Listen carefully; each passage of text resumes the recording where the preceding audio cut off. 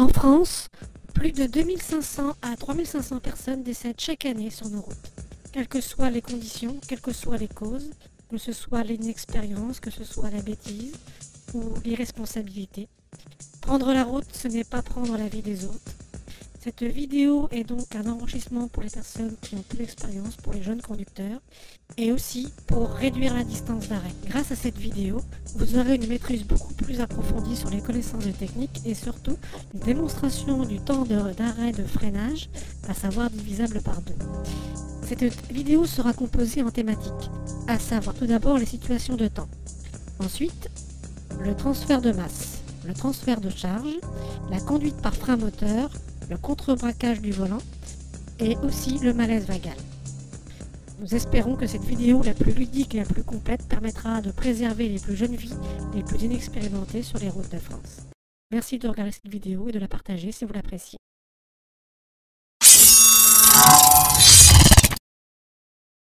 Speed break.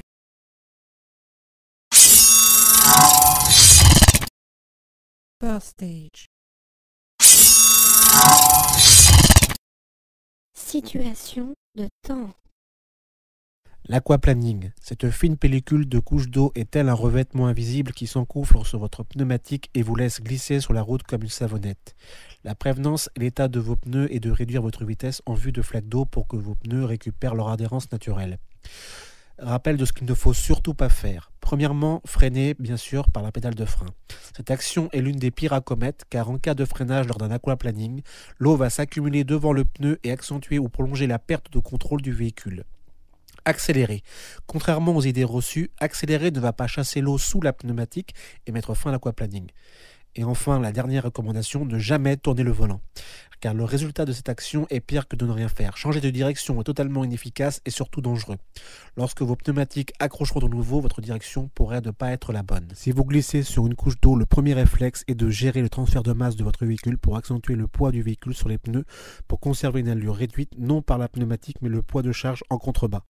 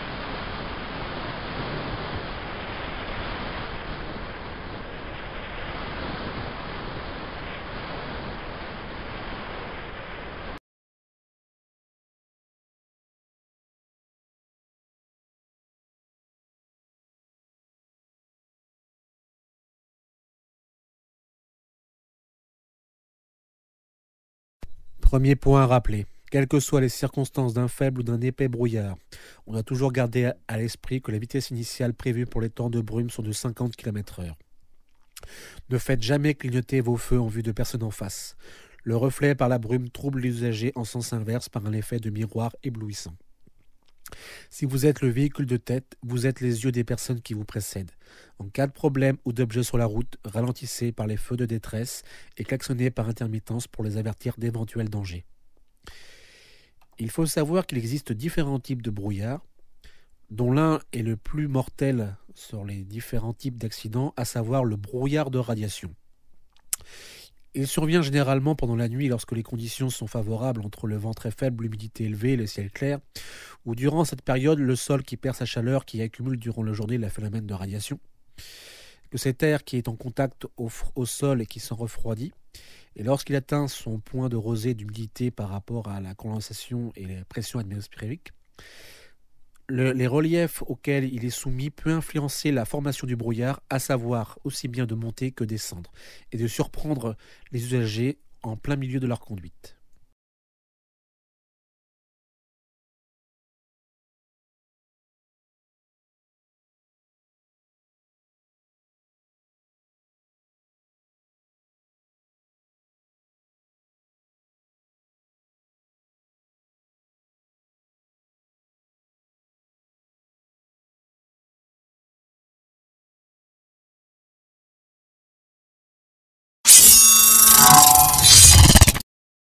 transfert de masse. Qu'est-ce qu'un transfert de masse?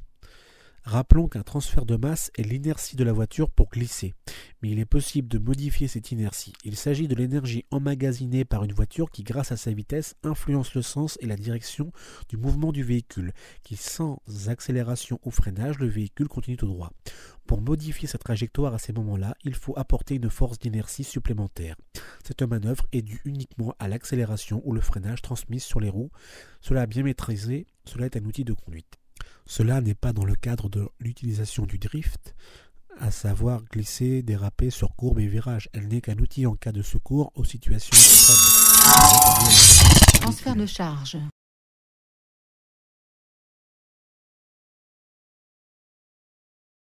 Un transfert de charge se produit lorsque le véhicule change de vitesse, par l'accélération et le freinage donc du frein moteur.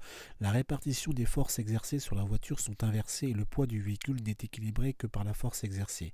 Le transfert de charge désigne la modification de la répartition des forces exercées par la voiture sur son poids général.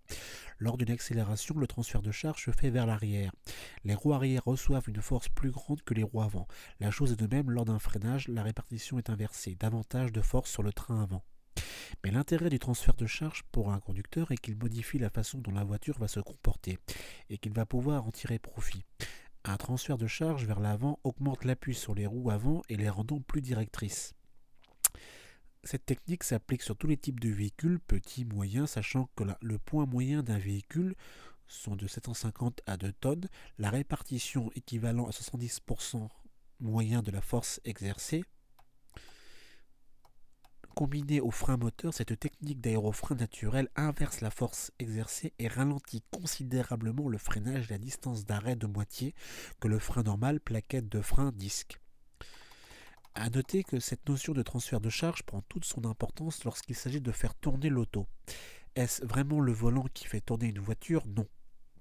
Le volant donne un indice de direction à la voiture, il lui dit tourne à droite ou tourne à gauche, mais ce sont les freins de la voiture qui vont faire qu'elles vont tourner ou non. En combinant le transfert de charge et le frein moteur par rapport 5-4, 4-3, 3-2, 2-1, pour réaliser donc le freinage complet, il suffit tout simplement de passer chaque rapport entre 1500 et 3000 tours pour augmenter la puissance du frein. Les résultats obtenus pour 30 km/h furent de 3 mètres au lieu de 6 à 9 mètres de moyenne et pour 50 km/h 12 mètres 25 au lieu de 25-35 de moyenne. Certaines personnes pourraient dire bien que je fasse une économie par rapport donc aux plaquettes de frein ou la pneumatique, je risquerais donc d'abîmer le moteur par rapport à de faire de tels efforts au niveau du régime des tours. Seulement, il faut savoir que le régime des tours est permis. Donc, bien sûr, nous ne dépassons pas les 3000 tours, nous n'allons bien sûr pas au-delà, car il n'est pas conseillé d'augmenter à plus de 3500 tours pour chaque rapport. Et il faut savoir aussi qu'il y a un moyen très simple de savoir si un moteur est toujours en excellent état, s'il n'y a pas une usure par rapport à cela. Comme vous pouvez constater par rapport donc à ce petit encadrement par rapport au pot d'échappement, le fait qu'un pot d'échappement goûte de cette façon prouve la bonne santé, l'excellente santé de la combustion du moteur.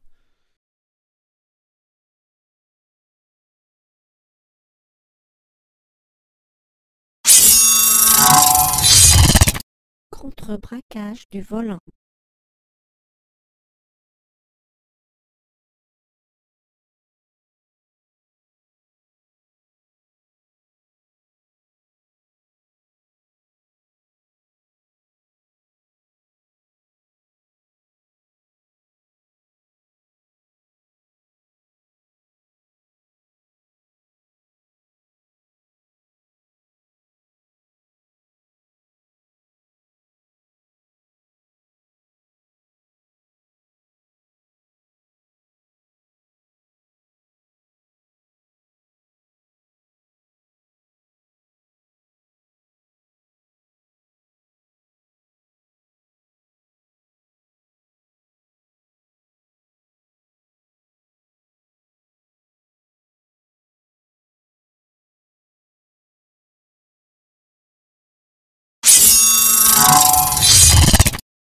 Malaise vagal.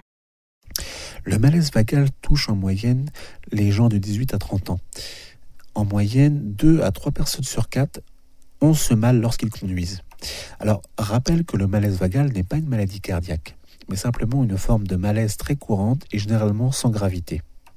Les symptômes annonciateurs donc sont l'inconfort, l'angoisse, avec un sentiment de perte de connaissance imminente. Généralement, le malaise vagal est accompagné ou est précédé de tous les signes annonciateurs du malaise. Ceux-ci sont classiquement les palpitations, des troubles visuels, à type de voile noir devant les yeux, des vertiges, une sensation de faiblesse généralisée, des sueurs, des tremblements, des fourmillements, des bouffées de chaleur, des hydratations et la perception que l'on va perdre connaissance. Il peut parfois mener à l'évanouissement temporaire et la personne se rappelle généralement des événements ayant précédé à la perte de connaissance.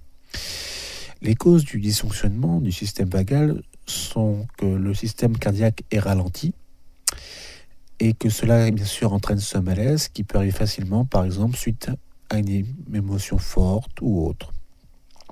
Alors, bien évidemment, la première chose à faire, c'est que de s'arrêter et que si, bien sûr, le malaise est beaucoup trop intense, il est conseillé de surlever ses jambes à 90 degrés en les appuyant sur un mur ou une chaise afin de favoriser le retour sanguin des jambes vers le cœur et d'attendre le retour. Personnellement, le bâillement permet de contrôler donc son rythme cardiaque et de stimuler donc le ralenti afin de réaccentuer. Après, à chacun de voir. Problème moteur. Cas de pas extrême, voici les recommandations à suivre. Premièrement, pour la pédale d'accélération coincée, bien évidemment, essayez de garder votre sang-froid. L'embrayage à fond, embrayage en point mort et tapez avec votre pied sur la pédale coincée. Si cela ne fait rien, coupez le contact directement. Pour les freins morts, plaquettes, disques de frein, liquide de frein vide, la maîtrise du frein moteur et le transfert de charge est la solution de freinage en cas de panne frein mécanique pour freiner et stopper. Pour le boîtier de vitesse qui est bloqué, bien évidemment, tâchez de garder votre sang-froid. L'embrayage à fond, l'attendre que le levier se débloque en donnant de petits à-coups. Si la chose n'étant point possible, coupez le contact directement. Gestion moteur. Et enfin, pour finir, pour la gestion du moteur, même si nous ne sommes pas des professionnels de la mécanique, nous pouvons gérer par nous-mêmes l'entretien et surtout d'apprendre les connaissances rudimentaires pour l'entretien d'un moteur de manière régulière. En faisant un contrôle régulier d'un mois, en contrôlant le niveau d'huile, sa qualité, le liquide de refroidissement, le liquide de frein, ainsi que bien sûr l'état des bougies, la tête de Delco une fois par an, ces petites choses suffisent amplement pour qu'un moteur soit à 100% de ses capacités optimales.